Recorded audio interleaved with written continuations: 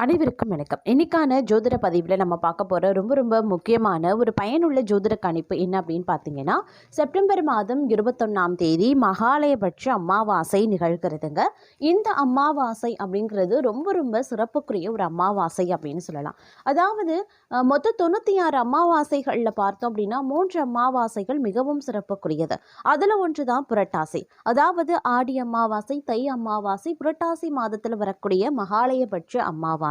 இந்த நாளில் நாம் கண்டிப்பாக வரக்கூடிய 96 நாட்களும் நம்ம மாதம் வரக்கூடிய அமாவாசை தினங்களை நாம் தவிர்த்தாலும் நம்மளால் படைக்க முடியலை, வழிபட முடியலை அப்படின்னும் போது கூட நாம் இந்த மகாலயபட்ச அமாவாசையை மட்டும் தவிர்க்கவே கூடாதுங்க. இந்த அமாவாசையை எப்பாடுபட்டாவது நாம் படையலிட்டு நம்மளுடைய முன்னோர்களை வழிபட வேண்டியது அவசியமான ஒன்று. அப்போ தான் நம்மளுடைய வாழ்க்கை வளமாவதோடு பித்ருக்களுடைய சாபத்தை நம்மளால் வாங்காமல் இருக்க முடியும். பித்ருக்களினுடைய பரிபூரண அருளாசியையும் வளமையையும் நம்மளால பெற முடியும். அதனால கண்டிப்பாக இந்த மகாலயபட்ச அமாவாசையை யாருமே தவறு விடுறது கிடையாது. கண்டிப்பாக இந்த அமாவாசையை வழிபடுபவர்கள் அப்படிங்கிறது நிறைய பேர் இருக்காங்க.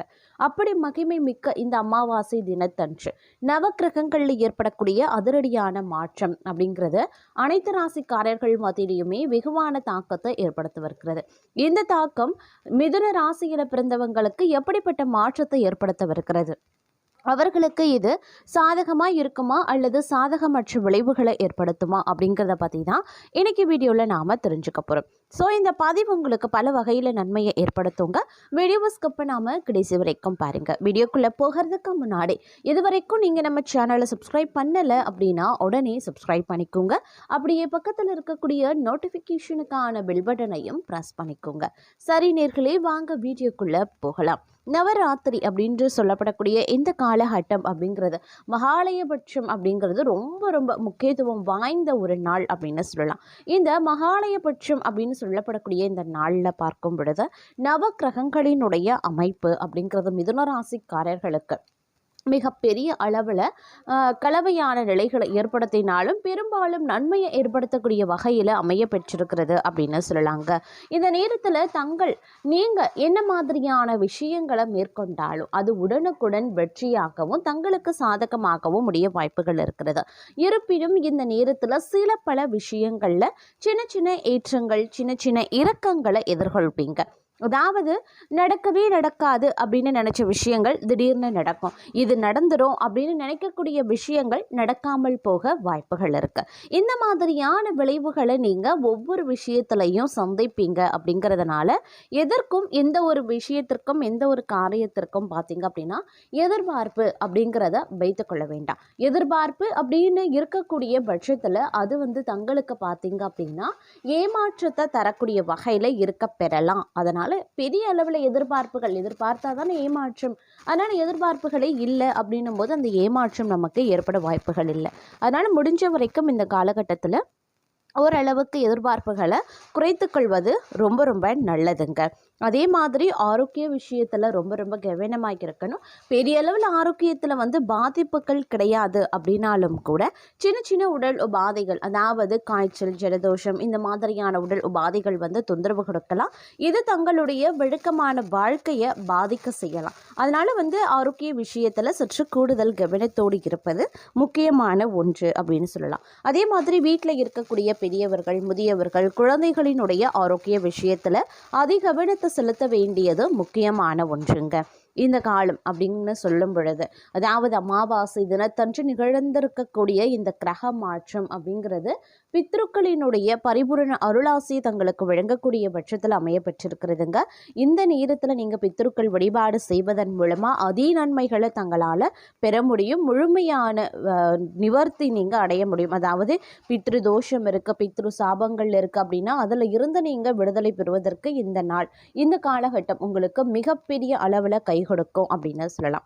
உத்தியோகஸ்தர்களை பொறுத்த வரைக்கும் ஏற்றத்தாழ்வு இருக்கக்கூடிய ஒரு காலகட்டம்.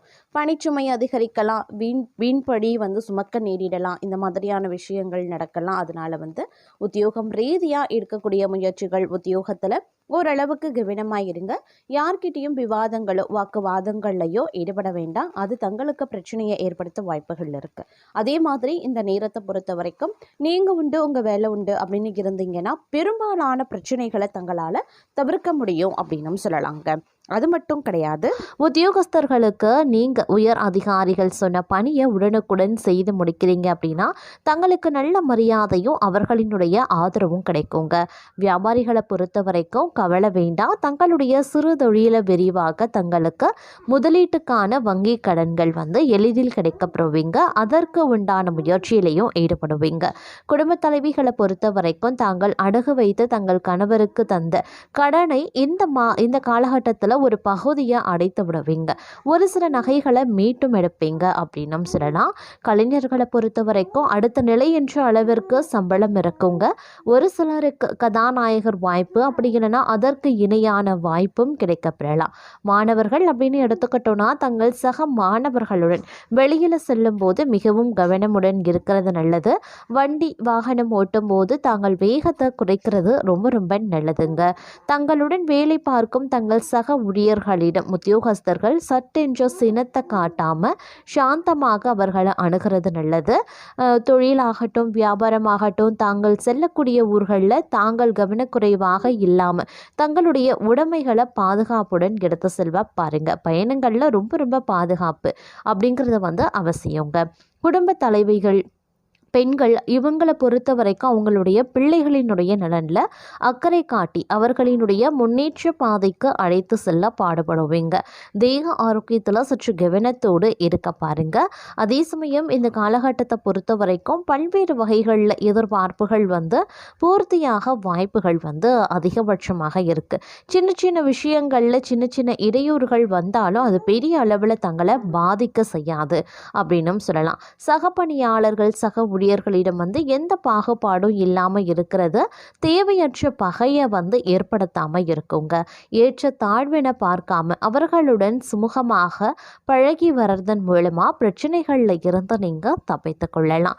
அதே மாதிரி நீங்கள் மளிகை கடை வச்சுருக்கீங்க, சின்ன சின்ன பழக்கடை வச்சுருக்கீங்க, காய்கறி கடை வச்சுருக்கீங்க அப்படின்னா அதில் அந்த வியாபாரத்தில் ஈடுபடுறவங்களுக்கு லாபம் உயர வாய்ப்புகள் இருக்குது. வியாபாரிகள் தங்கள் கொள்முதலை பெருக்கவும் செய்வாங்க. இதன் காரணமாக தங்களுக்கு சேமிப்பும் அதிகரிக்க செய்யலாம்.